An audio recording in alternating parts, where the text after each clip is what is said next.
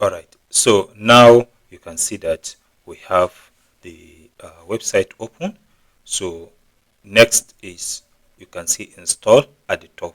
Okay, so this is it here. I have highlighted it. So you just need to click on install. Okay, so now when you click on installed, this is the recommended way you can install Rust on your computer. So while trying to do the installation, it depends on your operating system. All right, so now you can see this is the way you can install it on Windows. You can install it on Linux and any other terminal. All right, so all you just need to do is you can just copy. When you copy it, then you can now use your terminal that is in Linux and macOS. Then you can also use command prompt, all right, or Windows shell. Copy this command, then paste it, then run it. So the moment you do that, for you to confirm that the installation is done, you are now going to run this command as I told you earlier.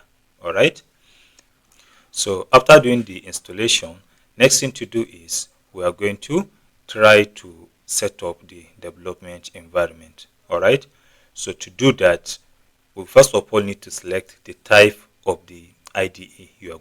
This is the IDE we are going to use, which is Rust Rover, like this.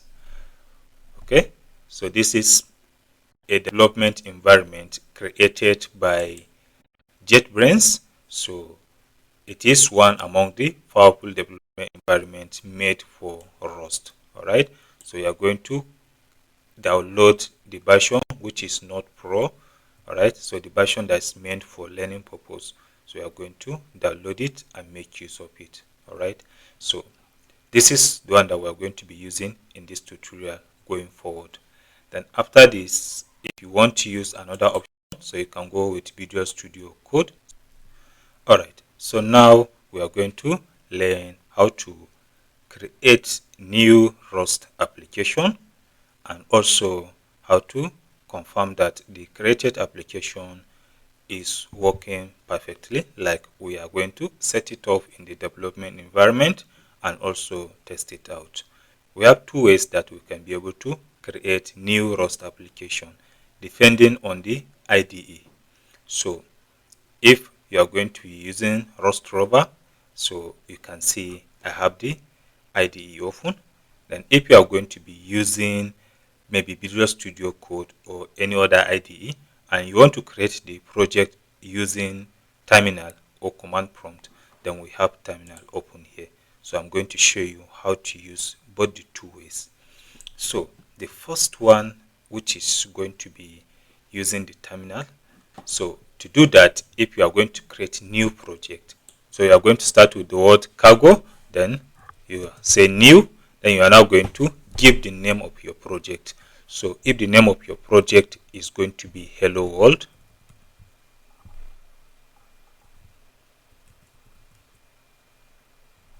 so Hello World of Rust. So this is the way you are going to create the project. So you have to open the terminal inside your folder, that is inside a directory where you are going to store the folder and also the files that are going to be generated for you. So that is all. After you write this command, you hit enter, you give it short period of time. For the first time, it is going to generate all the files needed. When it is done, then you can now load it up inside your IDE to continue writing the code. While if you are going to use Rust Rover, so the case is different. You can see new project, so you have to click on new project. Then in the new project, you can see we have many folders. So here in the location, you have to select the location that you are going to save your newly created project in. So here I'm going to write Hello World of Rust. All right, so that's all the things we need. Since we have already installed the Rust, so we don't need to change anything here. All right, and next we are just going to make sure here the binary application, that is what is selected by default. All right, so we are now going to click on create. So you just give it short period of time where it is going to be set and created. So when you check the bottom, you are going to see some progress. So you have to give it short period of time to complete this off. Alright, so this is done successfully. Alright, so this is the default code generated for you.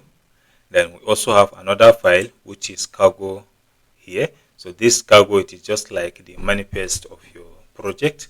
It's going to be containing all the dependencies. Alright, then we have the package name, the version also, and also the edition. So for now, we are not going to use anything. We are not going to use this file. So I'm going to close it. Then this is the main.rs, that is main.rust. This main, that is the entry of your project. All right. So all the initiation, whenever you run the Rust project, is going to be started from this section. So this is the main function. All right. So inside the main, you can see we have print, then println, then a statement inside. So if we want to run this to see the output, at the top you can see play. So I'll just click on it. So this is compiling the file, and finally we have the output, hello world. That is the statement here. So I can change this statement to hello world of Rust like this. Okay, so now I'll click on run. You can see the output have changed. So now let's try to understand this first function that we have just come across.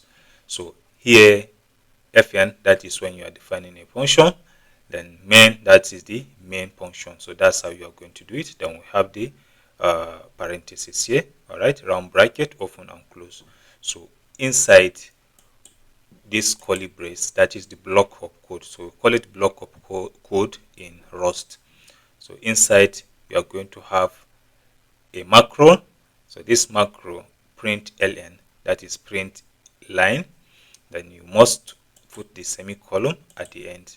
Then you are now going to specify the statement that you want to be print, that you want it to be printed in the terminal. All right, so this is how you can create new projects, and also to test run it to make sure that the project is created successfully. So here we have come to the end of this lecture. See you in the next lecture.